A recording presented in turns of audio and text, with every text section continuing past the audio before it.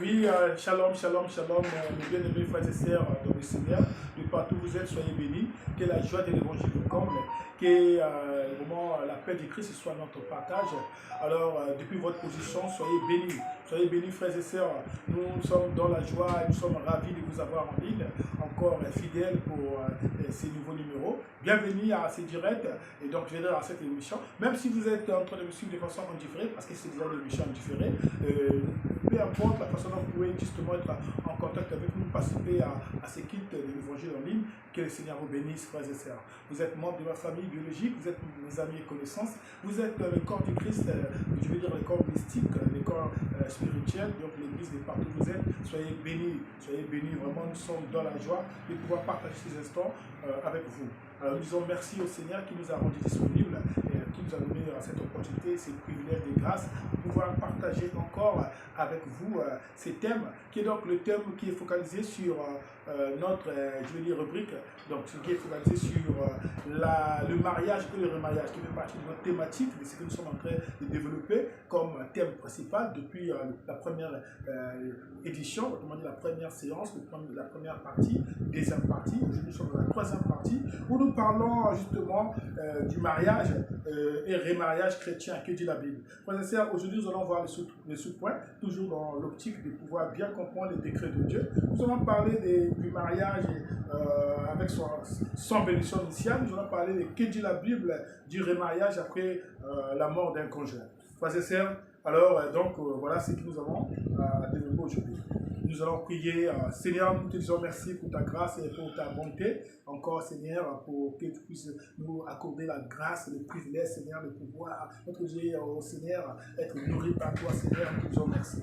Seigneur, tu as dit, heureux ceux qui entendent ce que disent l'Esprit à l'église, Seigneur. Merci parce que tu as dit, mes brebis connaîtront et mes brebis entendront ma voix. Et Seigneur, donc nous savons que ça, c'est pour ceux qui sont chrétiens. Au Dieu de grâce, nous parlons selon ta pensée, nous parlons selon ta volonté, Seigneur. Et donc nous voulons, Seigneur, que toi, Seigneur, que tu puisses encore une fois, Seigneur, bénir une âme, Seigneur, par la grâce de cette parole, Seigneur, que tu puisses sanctifier de l'instrument que tu t'es choisi, Seigneur. Merci, Jésus, parce que tout esprit tombé qui ne confesse pas ton nom, Seigneur, on doit qu'il soit mis hors d'état de lui, Seigneur. Nous recommandons, et Seigneur, nous proclamons ta présence, et Seigneur, ta célérie pour ces moments. Bénis notre Dieu, le corps de Christ est partout. Bénis les âmes que tu as choisis selon ta grâce, Seigneur. Pour ta gloire, Seigneur, nous avons dit ainsi. Merci, Seigneur, pour honorer ta parole et ta volonté. Seigneur, sois sanctifié encore par la présence du Saint-Esprit. Nous avons ainsi recommandé. Alléluia. Amen. Amen.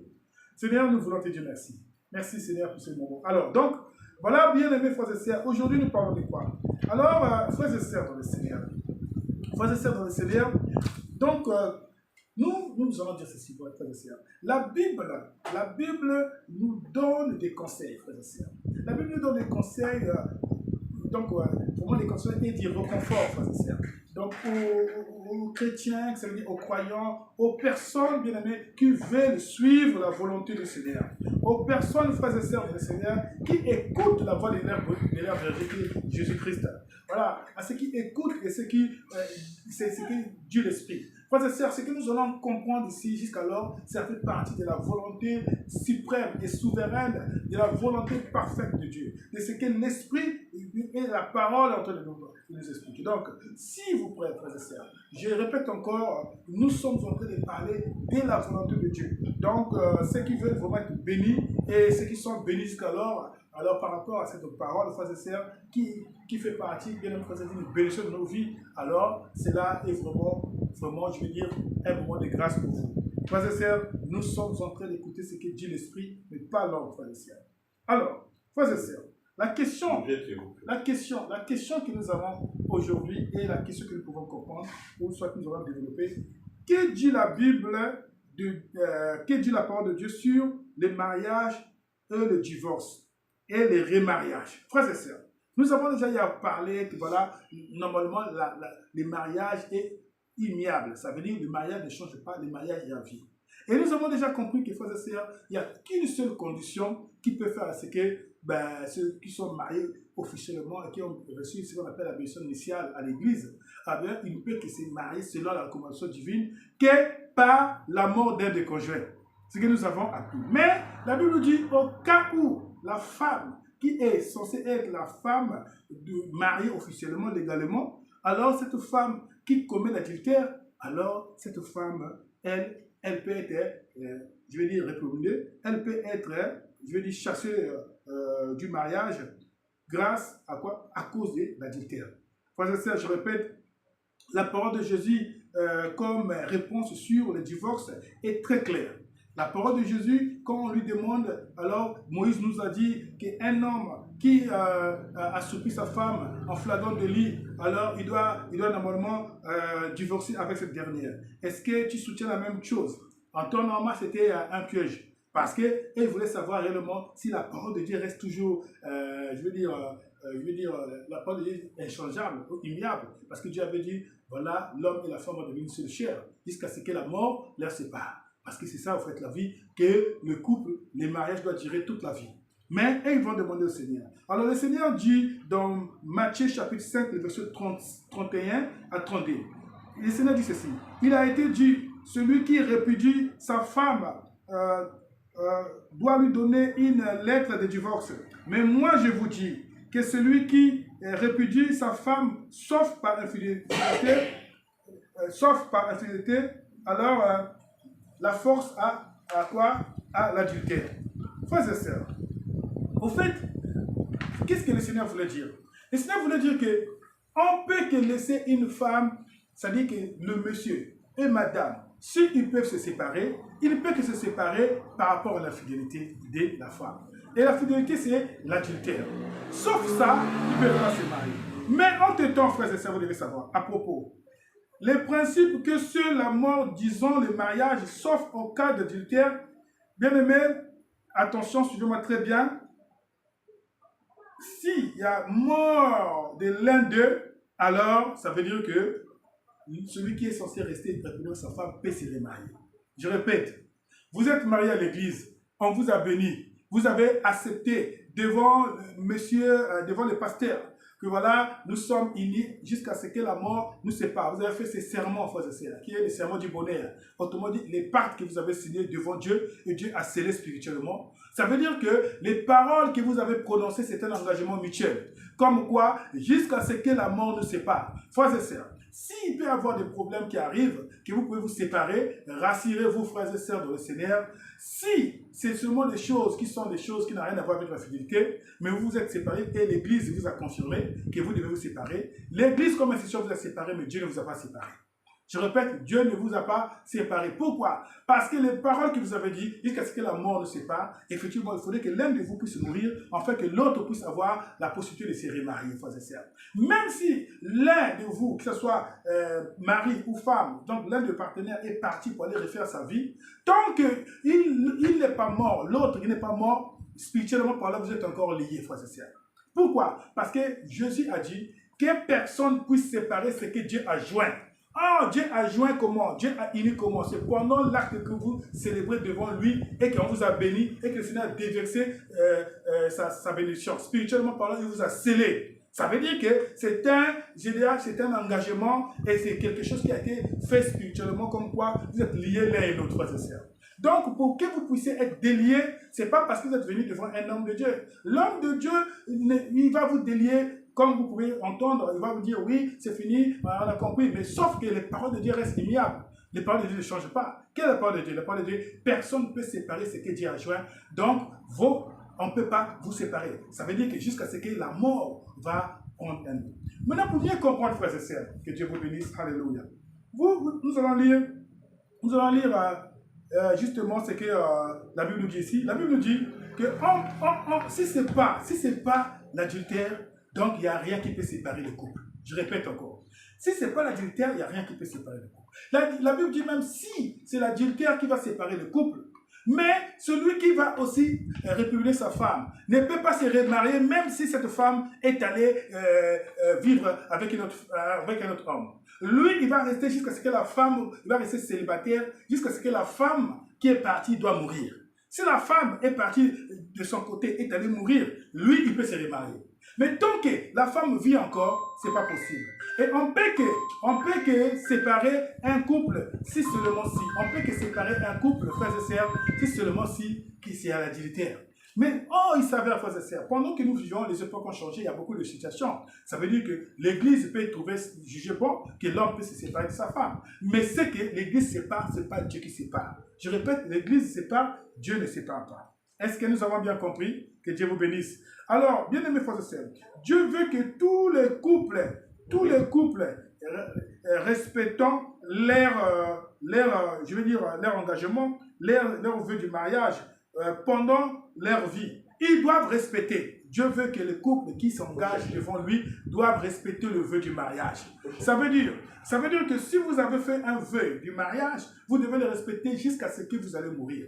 Frères et sœurs, nous avons aujourd'hui beaucoup de sœurs et frères qui vont par exemple avoir la bénédiction initiale après avoir fait le mariage de l'église. Après, pour un rien, pour un oui, pour un non, ils vont se séparer. Soit ils sont restés 10 ans, 20 ans, après ils vont se lasser. Frères et sœurs, peu importe le temps que vous allez faire, mais si l'autre n'est pas mort, vous avez le droit de rester infidèle et de rester célibataire. Et si l'autre, je répète, si l'autre n'est pas mort, et vous, qui en a jugé que vous pouvez peut-être vous séparer, vous avez raison, mais si vous les mariez devant Dieu, vous serez frappé de péché comme un adultère.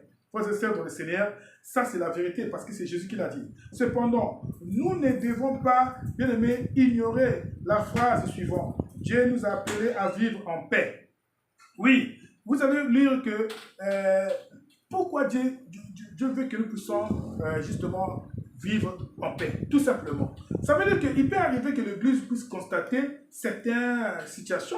Par exemple, pour certains cas, nous allons voir que le mari torture violemment leur épouse en les traitant par des traitements antiphysiques ou vraiment en négligeant à subvenir à leurs besoins ou à leurs désirs, ou soit des désirs matériels ou émotionnels, oui, en les torturant. Donc il y a beaucoup de choses qui peuvent arriver où l'un des partenaires est vraiment en train de faire souffrir l'autre. Ça devient comme si le mariage, au lieu que ce soit pour le bonheur, mais le mariage, ça devient, je veux dire, un champ de bataille et ça devient un enfer. Alors, si il y a lieu, eh bien aimé, lorsqu'il y a une telle situation ou de telles attitudes, bien aimé frères et sœurs, alors le conseil de l'Église, qui nous donne, par exemple, des conseils pastoraux, il peut vous prendre des décisions comme quoi pour pouvoir séparer le couple. Pour la protection aussi de leur vie. Frères et sœurs, quand le mariage ne marche plus, rien ne marche, il n'y a plus d'amour, il y a maintenant autre chose. Eh bien, si vraiment les conseils, après avoir examiné la situation, eh bien, ils peuvent prendre une décision de pouvoir, pour sauvegarder la vie de l'un et de l'autre, ou même que ce soit pour leur salut, eh bien, si seulement la vie de l'un et de l'autre, donc l'un des partenaires, l'un des conjoints est menacée, alors l'Église, par rapport à ces, je veux dire, par ces cas exceptionnels, l'Église peut prendre la décision de pouvoir séparer le couple. Frères et sœurs, mais vous devez savoir, même si l'Église vous sépare, frères et sœurs, sauf que vous devez savoir que vous ne pouvez plus vous remarier tant que l'autre existe encore. Tant que l'autre n'est pas encore mort, vous n'avez pas le droit de vous séparer. Ça veut dire que vous n'avez pas le droit de vous remarier. Alors pourquoi? Frères et sœurs, vous devez savoir que la bénédiction initiale est donnée une seule fois à vie. Le Seigneur ne bénit pas deux fois. Ça veut dire que quand vous êtes venu en face du Seigneur devant les hommes de Dieu, quand on vous bénit, on vous a béni, ça veut dire qu'on a déclaré les paroles sur vous, comme quoi le Seigneur ouvre la terre. Parce que devenir une seule chair, c'est seulement pendant que vous êtes en vie et avec une seule personne. Maintenant, si l'autre est mort, ça veut dire qu'il n'y a plus une seule chair parce qu'il est parti. Vous êtes devenu seul. C'est là où la Bible nous donne donc cette opportunité pour vous séparer. Frères et sœurs, c'est bien clair, c'est la parole de Dieu. Donc, si vous êtes un homme en ce moment, vous êtes divorcé et que vous pensez vous remarier, frères et sœurs, si votre conjoint est encore en vie de là où il est, rassurez-vous, si vous vous remariez, vous n'aurez plus droit à une bénédiction initiale. Et si le pasteur et l'église auquel vous fréquentez va vous donner une bénédiction pour la deuxième fois, frères et sœurs, ça sera qu'eux qui vont vous donner, Dieu ne sera pas là. Parce que l'autre existe encore, vous êtes encore liés. Spirituellement parlant, parce que ce sont des paroles que vous avez prononcées devant le Seigneur, et cette parole, le Seigneur l'a scellée. Quelle est cette parole? Cette parole dit que personne ne peut séparer de ce que Dieu a joint, jusqu'à ce que la mort nous unisse. Jusqu'à ce que la mort nous divise, frères et sœurs. Oui, frères et sœurs, nous avons déjà répondu à cette question. Je pense que ça a été clair. Ça fait partie du décret de Dieu. Bien aimé, les mariages sont bénédictions initiales. Est-ce que vous savez qu'il y a des gens qui sont unis, ils sont mariés, ça veut dire qu'ils vivent ensemble, mais ils ne sont pas bénis spirituellement parlant. Mais ils sont unis spirituellement parlant, mais ils ne sont pas bénis. Pourquoi? Parce qu'il y a des mariages. L'église n'est pas forcée d'accepter n'importe qui va venir pour la bénédiction initiale. L'église, quand je dis l'église, je veux dire en Christ, on ne bénit pas n'importe qui et n'importe comment. On ne déverse pas, on ne prononce pas les paroles de bénédiction sur n'importe qui. D'abord, vous devez être reconnu officiellement au niveau des deux parents, comme quoi la dot a été consommée. Et puis deux, vous devez obligatoirement passer par l'état civil, comme quoi vous avez été reconnu officiellement comme étant mari, femme, homme et femme, en ce qui concerne votre situation civile. Maintenant, après ce mariage civil, l'Église fait la reconnaissance des frères et sœurs en vous déclarant la bénédiction du Seigneur, et c'est là où le Seigneur va vous sceller. C'est-à-dire que vous êtes connus des hommes, comme quoi les parents, l'état où vous vivez, et aussi l'église là où vous êtes en train de communier. Et ça veut dire que le Seigneur vous déverse la bénédiction. Et c'est là où le Seigneur va vous sceller. Frères et sœurs. Mais cependant, je dis la différence entre les côtés spirituels. Toutefois que vous êtes en relation avec un conjoint, un partenaire, sexuellement parlant, vous êtes déjà lié spirituellement. Ça, on avait déjà vu ça. Mais sauf que vous n'êtes pas marié spirituellement. Vous êtes lié spirituellement parce que vous avez fait ce qu'on appelle, les rapports qui sont d'autres réservés à ceux qui sont mariés. Donc vous avez fait la fornication, vous avez fait l'adultère si vous êtes déjà marié. Mais vous n'êtes pas spirituellement béni comme étant marié spirituellement. Maintenant, frères et sœurs, la Bible donne l'opportunité à un chrétien, que ce soit chrétien femme ou chrétien homme. Si vous êtes, avant que vous connaissiez Christ, vous êtes lié avec un homme qui n'a rien à voir avec l'Église, qui n'est pas converti, et vous vous êtes converti, la Bible dit, si l'autre ne veut pas se convertir, vous avez le droit de pouvoir vous séparer. Ça veut dire que jusqu'alors, vous n'avez pas encore suivi la bénédiction spirituelle et vous avez le droit. Si l'autre est infidèle, il ne croit pas en Jésus, il ne veut pas croire, il ne veut pas accepter, et il n'a rien à voir avec Jésus, vous avez le droit de vous séparer. La Bible dit, il y a opportunité. Pourquoi? C'est pour que vous puissiez être en paix. Vous puissiez être en paix, pourquoi? Parce que tout simplement, en restant avec quelqu'un qui n'est pas chrétien, peut-être qu'il y aura des guerres et des porte-à-faux. Il va vous emmener à une autre vie et qui peut peut-être perdre votre foi. Pour les sauvegardes de votre foi, alors Paul dit ceci, c'est dans 1 Corinthiens chapitre 7, le verset 15, on dit que seulement ceux qui sont frères et sœurs n'est pas lié avec un homme dans le sens où vous n'avez pas encore reçu votre bénédiction. Ça peut arriver que vous êtes vite allé, par exemple, en couple. Ça peut arriver que vous avez fait des enfants, frères et sœurs. Ça peut arriver que vous vivez déjà en maritalement, frères et sœurs. Mais peu importe la façon que vous vivez, vous devez le savoir, frères et sœurs. Si vous n'avez pas encore été marié officiellement, votre mari ne vous a jamais doté. Si votre conjoint ne vous a jamais doté, et si l'État aussi n'a jamais été au courant, ça veut dire que vous n'êtes pas passé à la mairie, frères et sœurs, alors l'Église dit, et la parole de Dieu dit ceci, que vous êtes libre de tout engagement. Ça veut dire que l'homme ne vous a jamais marié. Frères et sœurs, devant le Seigneur, vous êtes célibataire, mais lié à un homme. Je répète, devant le Seigneur spirituellement, vous êtes lié à un homme, mais vous n'êtes pas marié. Ça veut dire que vous n'avez pas la bénédiction du Seigneur. Et je vais vous dire, spirituellement parlant, vous êtes exposés, frères et sœurs. Vous êtes exposés. Voilà pourquoi vous allez voir que le monde occulte ou le monde mystique peut vous réclamer. Il peut réclamer les droits sur votre femme, il peut réclamer les droits sur votre foyer, il peut réclamer les droits sur vos enfants si vous avez des enfants. Pourquoi? Parce que tout simplement, rien ne vous garantit et ne vous sécurise, frères et sœurs. Et c'est plutôt ce que vous faites, c'est du vol pour un homme qui vit avec une femme sans pourtant la marier. Parce que le mari doit être honoré de tous, ça veut dire des parents et aussi l'État ne peut pas vous sécuriser, frères et sœurs. Donc vous êtes exposés spirituellement parlant, vous êtes exposés matériellement. Frères et sœurs, vous ne pouvez pas vivre pendant plus de 3 ans, 4 ans, 5 ans, 6 ans, 10 ans avec une femme et vous ne pensez pas à régulariser votre situation. Frères et sœurs, ça veut dire que vous êtes exposés, vous êtes en proie à toutes les malédictions, frères et sœurs. Le Seigneur n'est pas avec vous. Donc, je tiens à vous le dire, frères et sœurs. Ici, Paul dit, dans 1 Corinthiens chapitre 7, verset 15, comme nous avons entendu, il dit que il parle de la nécessité de demeurer ensemble en tant que mari et femme, seulement si ces derniers acceptent de devenir chrétiens et pour passer à honorer sur tous les 3 aspects et en plus de pouvoir bénéficier de la bénédiction initiale, frères et sœurs. Donc, rassurez-vous, c'est ce que la Bible dit. Alors, nous allons terminer sur une question. Que dit la Bible du remariage après la mort du conjoint? Frères et sœurs, nous avons dit qu'il y a seulement une condition qui peut séparer ceux qui sont engagés à ce qu'on appelle les serments du bonheur, c'est la mort. On a dit seulement la mort du conjoint qui peut séparer les couples qui ont reçu la bénédiction, comme quoi ils peuvent rester jusqu'à ce que la mort les sépare. Mais vous devez savoir, après la mort du conjoint, le veuve ou la veuve est tout à fait libre de se remarier. L'apôtre Paul autorise le remariage de veuves. On a 1 Corinthiens chapitre 7, le verset 6 à 9. Mais est-ce qu'une veuve peut se remarier selon la Bible? Frères et sœurs, se remarier veut dire, s'il a encore la force, s'il a encore le temps, bien aimé, ils peuvent se remarier et l'Église peut l'autoriser à bénéficier de ce qu'on appelle la bénédiction initiale. S'il a fait le premier aspect, donc le mariage traditionnel, la dot, et s'il a fait le deuxième aspect, qui est donc le mariage civil, alors l'Église peut l'autoriser à pouvoir se marier. Donc ça veut dire à subir la bénédiction. Frères et sœurs, nous avons cela dans 1 Corinthiens chapitre 7, le verset 39.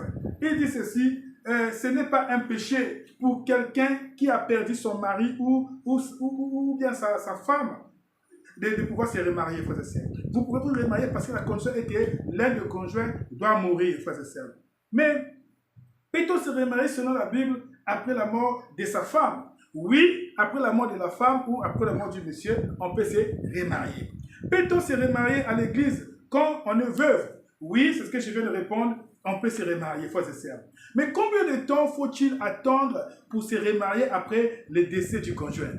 Que Dieu vous bénisse, vous qui me suivez. J'ai béni mon bien-aimé frère, frère Dilou, et j'ai béni aussi mon réalisateur Teddy. Que Dieu te bénisse. Voilà, donc que le Seigneur vous bénisse. Vous savez, aujourd'hui, il y a beaucoup de polémiques en ce qui concerne le remariage et le mariage.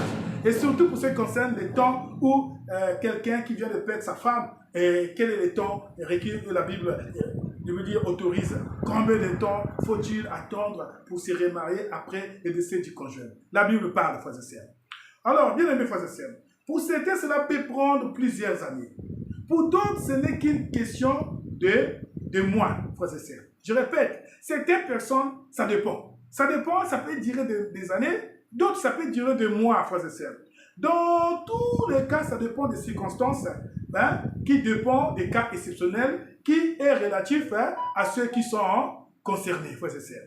Ça veut dire qu'il peut être utile, bien aimé, de garder qu'il n'existe pas de règles absolues pour, bien aimé,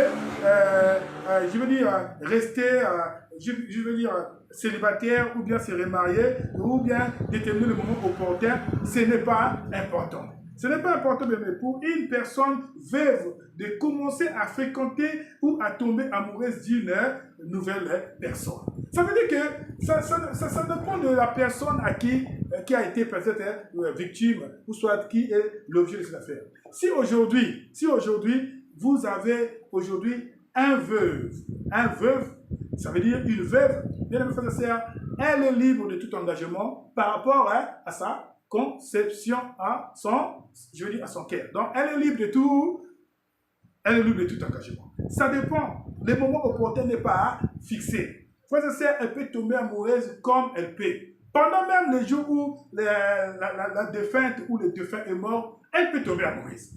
Peut-être après, ça dépend, frères et sœurs. Mais une chose est vraie.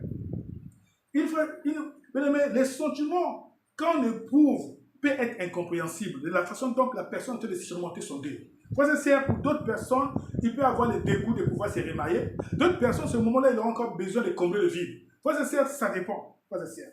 Mais vous devez savoir, pour celui qui a fait une vie avec, par exemple, une femme, 2 ans, 3 ans, 4 ans, 5 ans, une année, frères et sœurs, ça dépend de la plaie. Parce que vous savez que quand quelqu'un meurt, c'est comme une blessure. Ça dépend du vide que vous avez. Ça dépend de la manière dont vous pouvez ressentir le besoin de pouvoir vous combler, frères et sœurs. Ça dépend de vous. La Bible ne nous donne pas, bien frères et sœurs, le temps, ne détermine pas le temps par rapport à ça. Mais attention, si vous avez eu des enfants, frères et sœurs, ça aussi, c'est un cas exceptionnel. Parce que vous, mari, vous avez perdu votre femme.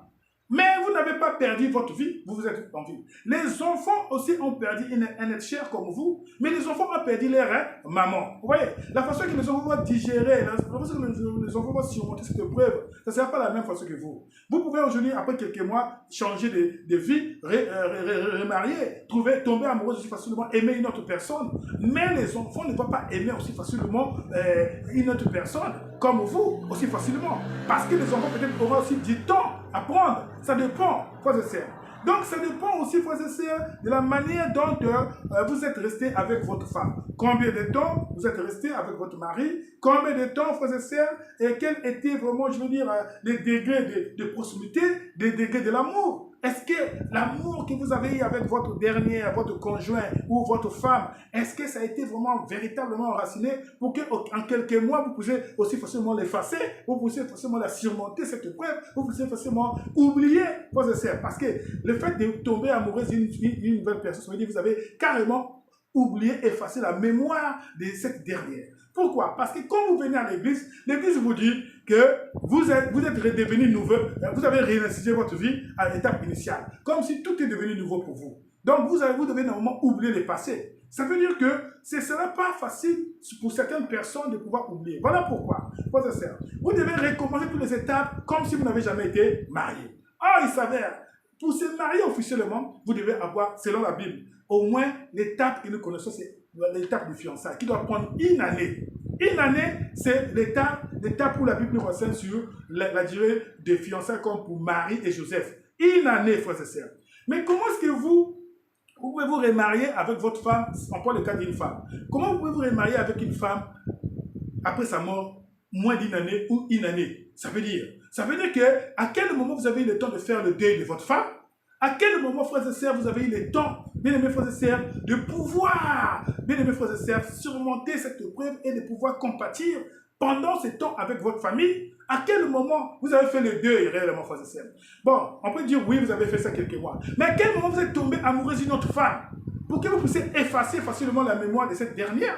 Parce que si vous tombez amoureuse d'une nouvelle femme, ça veut dire que vous êtes prêt à refaire votre vie, donc à oublier le passé. Ça veut dire à refaire la mémoire. Vous voyez? Mais à quel moment vous allez le faire? Alors que, normalement, à quel moment vous avez le temps d'examiner et de pouvoir étudier cette dernière qui va venir encore? Parce que vous ne devez pas tomber deux fois dans la même situation. Si cette dernière est morte, vous soyez responsable ou pas, mais le Seigneur, il a plu au Seigneur d'appeler à lui son herbe servante. Nous pouvons que bénir parce qu'en toutes choses nous rendons grâce. Mais nous parlons de la manière dont ça peut être aussi facile et rapide pour pouvoir aller à un autre engagement qui sera un serment de toute la vie. Parce que si vous engagez à une nouvelle femme, ça veut dire que vous vous engagez encore à une nouvelle personne pour toute la vie. Or, toute la vie, ça ne se prend pas aussi facilement la décision. Voilà pourquoi on prend l'étape d'une année qui est vraiment une étape normale, sinon 2 ans pour pouvoir bien vous étudier. Frères et sœurs, maintenant vous avez fait par exemple le deuil, on prend un exemple, le deuil de votre femme,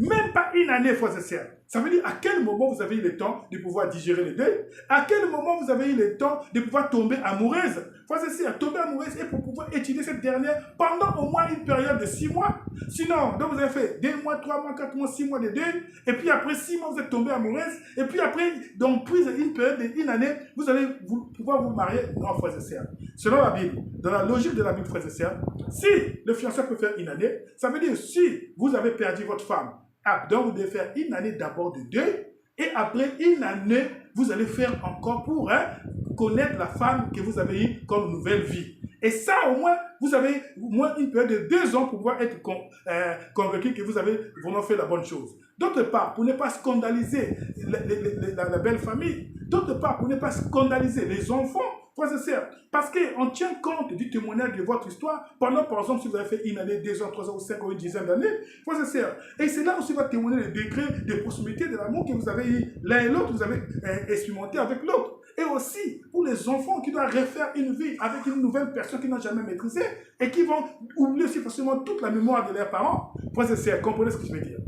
Que Dieu vous bénisse. Alléluia. Oui, vous avez votre réponse. Ça veut dire que les sentiments que nous éprouvons ou vous éprouvez par rapport à la façon dont on peut répondre à cette question, combien de temps faut-il attendre pour se remarier pour le décès d'un conjoint? Je pense que cela est bien clair.